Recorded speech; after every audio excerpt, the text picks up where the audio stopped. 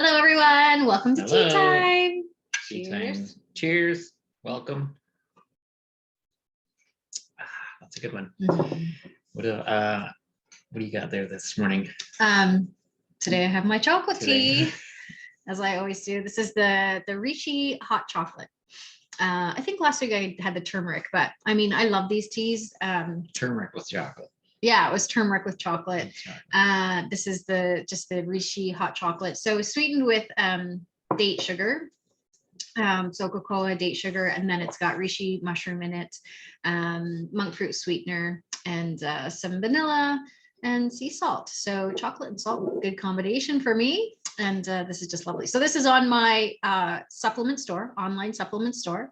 It's from a company called Botanica, which makes some great products. And they've recently gotten into these elixir type products. So there's golden milk, there's lavender milk, there's this hot chocolate. So lots of options on there. So if you're interested, the link will be in the description below. You can tap on that. You have to make an account because it is like a dispensary. So I am the practitioner that will allow you to shop there. So you have to make an account, and then once you make an account, it's just your name and your email address, and then you can search for the catalog that I've provided there. So yeah. So what are you drinking today? Relax tea. This is from our friends over at Herb Haven locally. Yes. And yeah, so relax tea. And it's Thank just you, easy. Herb It's Haven. just easier if I read it to you. Chamomile, lemon balm, and spearmint. So it's a loose leaf tea. Yeah, and but it is. And you finished it off. That's the end of that. That's the end of that one. We'll have to go get more. You know, I was wondering, and but maybe it's yummy. Sorry. Yes, I will. Yeah, with the lemon and the lemon balm and the spearmint, that's probably a really nice combination. I know for myself, I'm really expanding our kitchen garden, I'm going to call it, and I have lots of medicinal and herbs going in, and medicinal flowers, medicinal herbs, that sort of thing, plants going in. So I wonder if Michelle does workshops that we can learn how to. She might. Anyway, we'll tag her here so she can maybe look into that. But yeah, I'm quite interested in learning more about that this year. So yeah. And then yeah, we normally talk about our books and stuff. So I haven't been reading. Well, I have been reading, but the Quest for Rose is still very heady. So there isn't a whole lot more to add. I'm just trying to really digest it myself. Even so, I've been reading it less, and just picked up a fun fiction book just to just to have something else. But I'm still working at it. And you just read. I'm reading something for fun right now too. I have my other books and I'll bring them out, but I'm just really not. I don't know. I'm not into it right now. And even the fictional book, I'm just reading before bed. I'm not really reading it throughout the day. So, but I'm busy with other things. Like I'm really like I got some seeds started, so I'm working on that. I'm really focusing on some more of the house stuff, I guess you would say. So some organization of the house, a lot of cooking. I've been doing a lot of cooking, a lot of baking, a lot of trying new things that way. So dreaming, I've been learning about beekeeping. So I've been doing that and dreaming about bees. So I am reading just in a different aspect, more about things that I'm doing right now. So yeah. Sounds like a touch of spring fever. Absolutely. Absolutely. I was out yesterday looking at where I'm going to do a video on it because I have this garden that I'm going to transform into our cottage gardens. But I was just out there the other day, like envisioning like what it's going to look like and where things are going to go, and making sure I've got all my seeds ready. So I'm quite excited to for spring to come. And I was looking where we're going to put our bees. So yeah, fun stuff. Oh, I'm going to mention I just saw that. So I wear these bracelets, which is hazelwood, and the beads. There's two different beads. There's hematite and shungite. Oh, okay. And then it's probably an annual thing. I get them restrung or redone with new hazelwood, and so a good friend does that. And anyway, I found it interesting. She's I think we can say her name. Well, Diana. Yeah. So Diana's I would say energetically inclined as well. Yes. But it was interesting because when she was just talking about when she went to restring the bracelet, the one, she said there was a lot of like energetic resistance on the hematite and the shungite going back on, and I just found that interesting. So she was kind of asking if I always wore, the same on right and left, and actually I don't. I just kind of take them off at night and put them back on. But I was just trying to figure out what negativity am I harboring somewhere that maybe is being picked up by the bracelets. But anyway, it was just You're wondering. just got me thinking. So do you Go want to? ahead. Well, I was just going to ask a little bit more about it. So why do you get those on your bracelets? What is the significance of those items on your bracelet? Oh, why hematite and shungite? Yeah. The two of them. And what was the wood again? Hazelwood. And hazelwood. So Hazelwood, those two. Hazelwood, with the skin contact, the wood itself will help absorb. I might get this wrong, but my understanding is it has properties to it that will help detoxify essentially out of your system into the wood. So it's if I was able to show you the old ones, you would be able to see the wear or almost the fading on the wood. Mm-hmm. So these are brand new, so they're nice and sharp looking. So that's why every year you want to get new ones, because they're absorbing some of those toxins. Right. Yeah. And it's probably better to do it sooner than that. But anyway, and the shungite and the hematite would have benefits like for EMFs. Is the biggest one that they have other benefits, but EMFs being electromagnetic frequencies or pollution, if you want to call it that way. So just trying to minimize or deflect as much of that away from my personal being as I can by that. Anyway, random thought. So go ahead. Oh, no, I was just going to say about the EMF. I recently met a woman whose a family member was really sensitive to EMF, and she was getting these allergic reactions, and it took them a while to figure it out, but it was actually to EMF. So she's done because of that, it's been years now, but she's done lots of courses, and she's got lots of information about how they are living in a world where we are surrounded by EMFs. And how to function and how to work in that. But it's something that you should be aware of, that we are inundated with it all of the time, and we can't really negate the fact that something that's around us all the time is going to have some kind of impact on us, like it because it's not natural.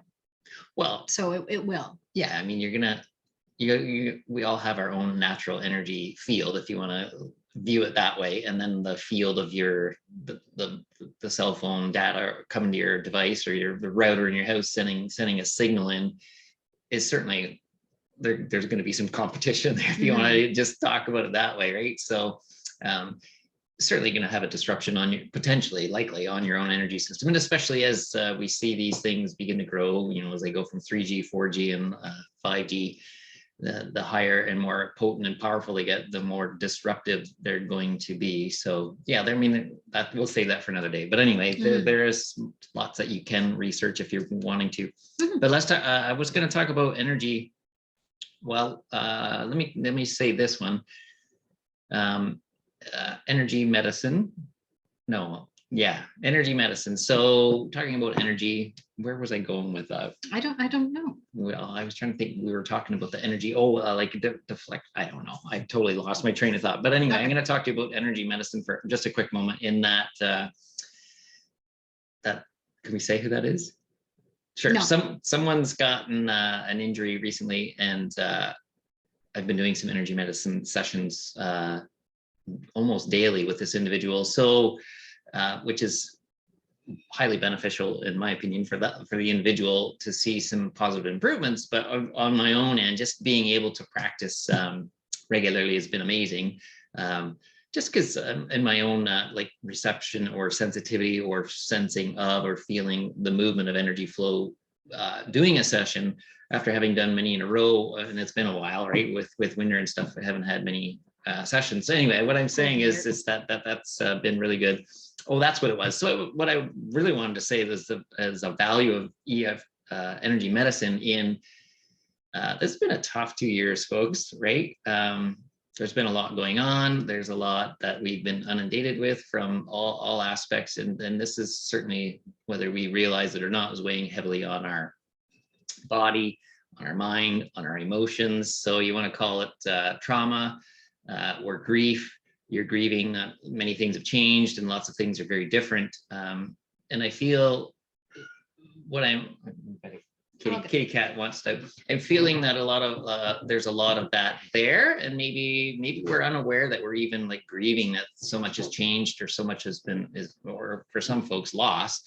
And if that's left unchecked, that can sit in your body, sit in your mind, sit in your emotional body for a long time, and certainly have an effect on all kinds of other things. So I just throwing that out there, that if you're feeling off, you're feeling and you feel like something needs to shift or something needs to change, you might want to consider energy medicine. And if you don't really know what that is, we'll put a link. Let's put a link in to contact you. Yeah, well, to contact me, but I got a small video that just talks briefly a little bit about energy medicine.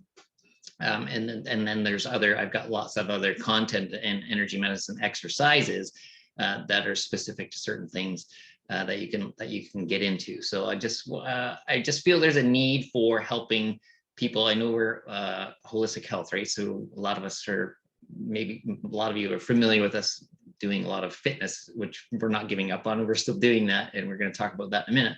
But I feel that the mental and emotional side of our holistic health needs some help. So I really want to use these new skills to do that. So that's energy medicine.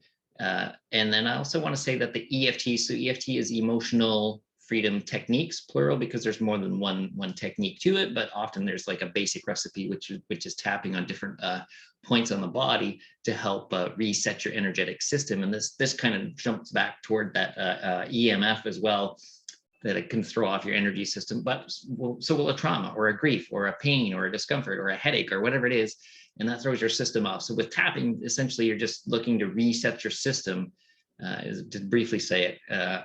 So I'm going to do some live videos on Zeal, a Facebook page, and talk a little bit about EFT and maybe a little bit about energy medicine this week. So you can keep an eye out for those as the week goes along. And you're going to add something. So if somebody is feeling that they are dealing with trauma, they're dealing with grief, and they would and they're interested and have some interest in energy medicine to help deal with their feelings and what they're experiencing, are you offering like one-on-one sessions at this point, to energy sessions to help people if they want that? Yes, energy medicine sessions can be done in person. They can be done remotely. I much prefer in person. Yeah. Mm-hmm. And we have a beautiful space to do that. The yurt is beautiful. Yeah, with the weather in the winter, it's just cold. Yeah. But that's about to change. But yeah. Anyway, remote can be done, or there's a potentiality there also for me to travel for energy medicine to possibly your home if you're not too far away locally. And then the EFT, certainly, again, in person tends to work a little bit better because you can get a good reading or feeling off, but it can certainly done under a format like this where you can work through the tapping sequence. So both of those, those are services that are available now and can be booked. But if you have questions and you want to ask before you dive in, just reach out and I will answer it and tell you more about it. Mm-hmm, mm-hmm. And then, okay, let's, I'm just looking at referencing our notes. I mentioned last week, but I'm going to mention it again. So coming up quick here before March, we're going to amalgamate the two stretching classes. So dynamic stretching class and the stretch and relax class. We're going to amalgamate, sync those two together. So the two individual channels becoming one. You'll have a bunch of all of that at the same price versus buying them each individually. You're going to get it all for the $35 month-long subscription. And there's going to be a brand new video in there working with headaches. So in that, there'll be some isometric stretching and a technique there based around some energy medicine in that, in helping to potentially relieve tension headaches, or to use as a preemptive conditioning or practicing of keeping your neck musculature and head musculature in good order, that odds of getting headaches are less. So that'll be added on there, and that's coming up. Yeah. What else? And then I think you've got some cool stuff going on too. Yeah, I've been busy the month of February doing some Zaya parties. So for some of you who don't know, I started selling some Zaya clothing, just athletic wear, athletic leisure wear. I had a bunch of it already, so I was like, oh, why not dive in and try it out? So it's been great. I've had 3 parties for February. Yeah, so I've been busy with that, which has been, yeah, it's fun. I'm just basically telling people my yeah, athletic wear that I'm wearing for the day. So it's pretty easy. And it's fun just to show people, and it's comfortable clothing and it's good quality. So that's why I like that. So I've been doing that. And also in March, I am reviving my Eat, Heal, Thrive membership. So this used to be called the Slim Down membership because I had more of a focus on weight loss. But then as I was doing the membership program, I didn't really want to focus on weight loss because there's so much more that I wanted to that I just wanted to share that wasn't necessarily focused on weight loss. So I called the membership the Eat, Heal, Thrive because it's mainly about nutrition. And working on healing, getting to the root cause of any of our ailments that we have, and then thriving as we can make some small changes to that. So in March, we are focusing on being consistent and developing these little habits to help with our consistency with our health. You get a meal plan. The meal plan for March is going to be all about really quick meals. So making dinners in 15 minutes or less, snacks that are 10 minutes or less, and very few ingredients. So how you can pull things together, which will just help you stay consistent. So if you come home from work and you're super tired, but you know that dinner's only going to take 15 minutes to make to get a healthy meal on the table, and you have those tools to make it, then you're more apt to make that decision. So we're also going to be talking about vitamin C. So I'm going to do a little education session around vitamin C. And there's an exercise focus as well. So our exercise focus for the month of March is going to be balance, specifically single leg balance. And we're going to talk about habit stacking, as we've said before. So if you're brushing your teeth, you stand on one leg and you brush your teeth. So just getting in some more of that exercise throughout your day. Yeah. So, and then also you have access to my nutrition portal, which is where you can journal your food. And then I have eyes on it. So if you're like, I really need to pay attention to how much carbohydrates I'm eating this month. And so we would say, okay, you should eat this many carbohydrates a day. And then I would be those eyes looking at that for you and helping you make suggestions to improve in that area. So yeah, it's only $27. You get a lot for a little bit, which is great. Mm-hmm. And plus, because I've run this program before for 6 months last year, you have access to all of the other videos that we've done: eating right for your body type, intermittent fasting, some 10-day reset meal plans. So yeah, lots there. Probably too much, but anyway, I want to make sure you've got everything you need. So yeah, so sign up is happening now, and we'll start on Tuesday. Excellent. Mm-hmm, mm-hmm. Okay, let's talk about February, right? Like our focus for the month was on breath. Is on breath. So this is the last February tea time of 2022. Yeah. And so yeah, we said we would share some techniques. So we'll just talk about 3. I know there's so many different breathing techniques. But we'll just talk briefly about 3, and we can maybe do a short little practice together, and then we'll let you know what's coming up for March as far as tea time topics. Okay, so do you want to talk a bit about that one? So the first one, this is one that I often use as especially in my yoga classes, more of a mindful kind of practice, but it is I call it the 4 square technique. Jeff calls it the 4x4 technique, but it's basically we breathe in for a count of 4.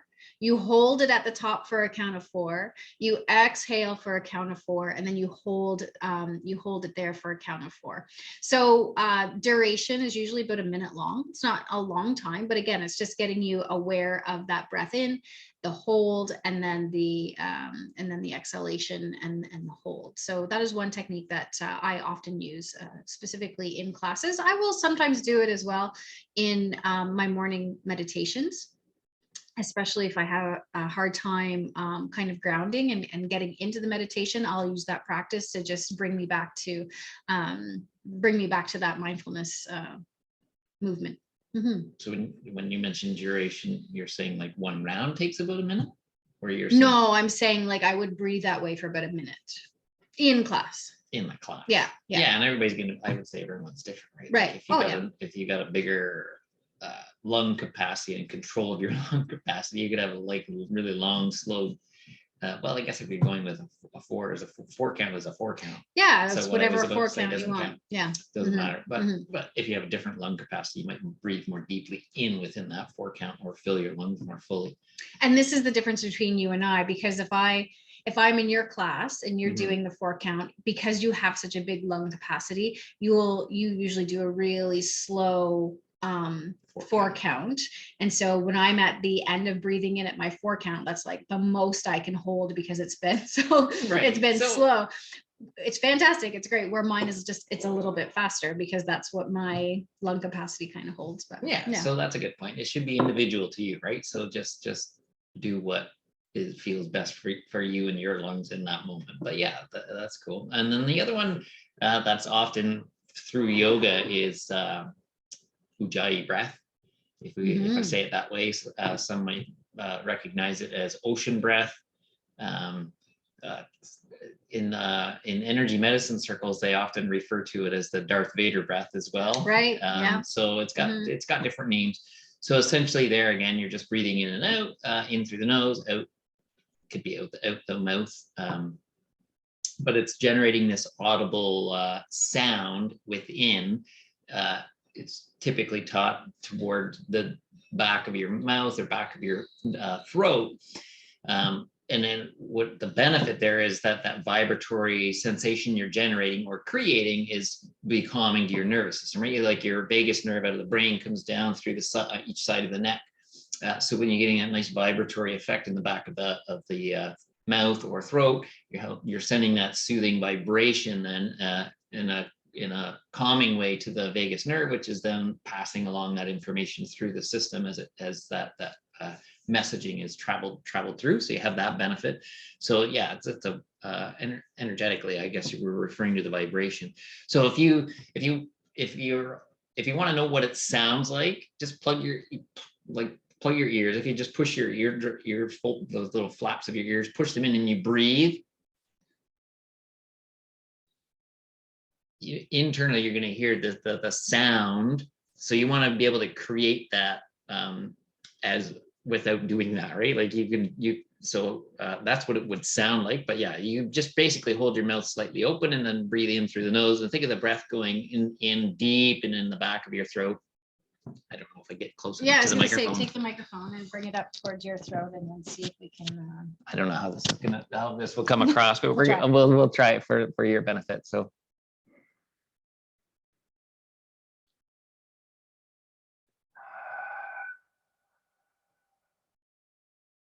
there's one round closer to the microphone, so you might get a sense of that. But yeah, if you think of Darth Vader, if you're a Star Wars fan, or you know that stuff, you could think of that audible sensation there. And again, so it's the extra vibratory effect that's you're giving just you kind the of calming. closing your throat a little bit to create that that pressure. Yeah. And then let's throw one more in there. So I've often mentioned Wim Hof. Yes. And I do some Wim Hofing myself. So anyway, this is a Dutchman, and he's got a lot of research, notoriety. Well, research. Yes, he's got a lot of research. He's been studied for the things he's done with his breath. And in his discipline, he talks about breath, and he's got 3 pillars: breath, mindset, and cold. He's also referred to as the Iceman. I don't know if some of you maybe have seen him swimming underwater, like, in just his trunks in freezing cold water under long distances. That he's done like Everest in shorts several times. In record timing, right? Like not having to stop at the required or suggested stops because of the breathing technique. He can keep his blood saturated with enough oxygen that he can just continue to climb to the summit and not need the pauses for the change in altitude. So basically his whole technique is over breathing, meaning that you're trying to breathe in deeper or more than you're exhaling, if you want to boil it down to the basics of it. So you're breathing in slow and deep with just a bit of a release. So you can think of it, if you want, you can think of it like a breathe into 100% capacity and breathe out to maybe 80% or 90. So you're kind of that concept of over breathing. And then physiologically, what's happening is you're taking in more oxygen because you're when you, and I mean, with practice, certainly you're going to increase the usage, lung capacity, or the volume of breath taken in. You're going to condition the alveoli within the lungs to transfer more oxygen with the practice of doing it more long term. But then you're essentially getting more oxygen in, and more saturation of the blood with that oxygen is what's happening, right? Physiologically. So yeah, you can look him up. He's got obviously his own website and his ton of videos. He's got apps, he's got books, he's got all kinds of stuff if you want to learn more about him. But simply, if you just want to like think of deep breathing in with an exhale, but the breath in is fuller, deeper than the out breath. I'll just leave it at that as a simplicity. And potentially there's this lightheadedness that occurs if you're not used to deep breaths like that. And that so I would suggest, if you're exploring that, maybe go and check out some of his videos so he can talk you through what that might feel like, and so you're not getting all lightheaded and falling over when it's new. But it is amazing. It benefits as far as immunity and health and cardiovascular capacity. Like if you're a runner and you've never experienced that stuff, you might want to look into that if you're looking to improve on your lung capacity or potentially your speed or your time, because you're getting more oxygen into your bloodstream.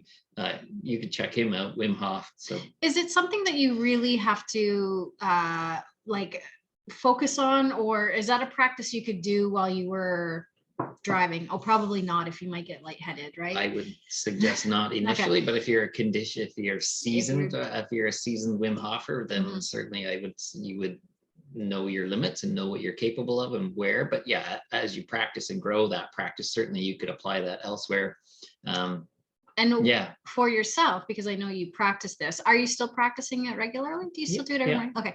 So what are some most mornings. So what are some benefits that you have experienced doing this? Because you've been doing it for over a year now, right? Yeah. Yeah. For yourself. Go ahead. Yeah, I find like so recovery from workouts becomes quicker or easier. Like I can do typical stuff and notice a level of fatigue, or like if I'm doing like this, a couple of rounds of bicep curls or something, if I do a bit of breathing before I do those sets, and the recovery of those goes quicker versus if I just go straight in and do them without having done prior. I mean, we know when you talked about the benefits with immunity, like when COVID went through our house, like you were sick for 6 hours. It was very short. It was very short-lived. Yeah. I mean, and again, yeah, like any virus like that, when you're saturating it in so much oxygen, it's got a hard time that doesn't like that. So you're doing yourself a benefit by having a better lung capacity that way. Anything new seems like if it would be challenging, like let's say, when a few weeks back, when you first time you get snowshoes out and it's a different terrain and you go and I'm aware it's different, and my leg muscles might be saying, oh yeah, this is tougher because I'm lifting the shoe and there's snow and it's crunching and you're lifting and working through. But I would say cardiovascular, respiratory wise, that baseline is just, I don't know, with the conditioning, it just catches up and stays with me anyway. But again, that's not, if you're new to it, don't expect that in 1 or 2 weeks, but long term, you're going to get more out of it. And I don't know if we talked about the push-up aspect of it. No. Yeah, so typically Wim references doing several rounds of breath, like usually 30 or 40 inhales to complete a round. So I'll tell you fast. So I essentially do 4 rounds when I do it. So and there's a retention period, meaning you're holding your breath. And there's an aspect to that when you're holding your breath, that would be working with your stress response as well, right? When you experience a stress response, there's limited oxygen intake, or you mouth breathe and you're, and sometimes you get that sensation. So there's also outside of the breathing and the oxygenation of the breath technique, this is off topic from the breath technique, but then we're conditioning your body and your mind for that perception of a stress response. I'm breathing in, and then I'm holding my breath or retaining your breath, like, and you know, eventually you're going to get an urge to need to breathe in. That can become stressful on the body and mind, but then we're conditioning that or you have the potential to condition that to not get freaked out by it. Again, when it's new, you're like, you might hold your breath for 5 or 10 seconds and be like, like you really want to get the breath back in. But what I'm saying now is, like, with practice, like I could probably retain my breath anywhere from 2, 3, I've probably done it as long as 4 minutes in between a round, meaning like I've done 30 or 40 in breaths. And then on that last one, I could hold my breath and get through that for a longer extended period. But in that, right, I can stay calm, I can stay relaxed, I can think about fun things that's going to happen in the day. So there's that whole level of that as well. Anyway, and then when you get into the last round, I always do finish the last round, take your 40 breaths, and then go into push-ups. So you just do max push-ups before, you know, you need to breathe, or the muscles are burnt out, right? So if I went down on the floor right now and started doing push-ups, I could probably get out like a good 20, and then I'm going to have some muscle fatigue and burn without having done the technique before. But with having done the rounds of breath there, I can easily do 40 straight. That's on breath retention. So you're breathing in, saturating the lungs, saturating the muscle tissue because of that. During that, and then I go through 40 like full range of motion push-ups. I'm not like cheating, they're full range of motion push-ups. But what we're saying then is that you're getting that saturation from the lungs or the bloodstream to the musculature. So it's being used, that all that oxygen can be taken right into the muscle tissue, so allow you to keep going and working through. So there's a big long explanation of that. Cool. Anyway, it's good. Yeah. Okay, cool. Enough about Wim. So for March, we got movement March coming up. So that'll be our theme, our topic. So we'll talk to you about some of our classes or different types of movements and the benefits that they have, and maybe when to move more intensely or when to move more calmly. We'll talk about that in March. And we are going to be opening up our yurt for classes in March as well. So Jeff and I have a couple that we already do, but you know, we're open to providing more. Even if you have like a group of friends and you want to do a private class, then you know the yurt is a fantastic space to have that happen. And you've got 2 instructors here that have different ways of teaching, but are, you know, I'll toot our own home, are good instructors. So, but we're thinking more the type of classes that are available in the yurt is more of a yoga type class, because we don't have any equipment anymore. Yeah, we're limited on the equipment that we would have previously had in studio before this point. But so anyway, I guess what we're saying is, if you feel you are interested in a personalized class, what you think, like 6, 7 probably is 7 in the instructor capacity to be able to fit everybody comfortably in there.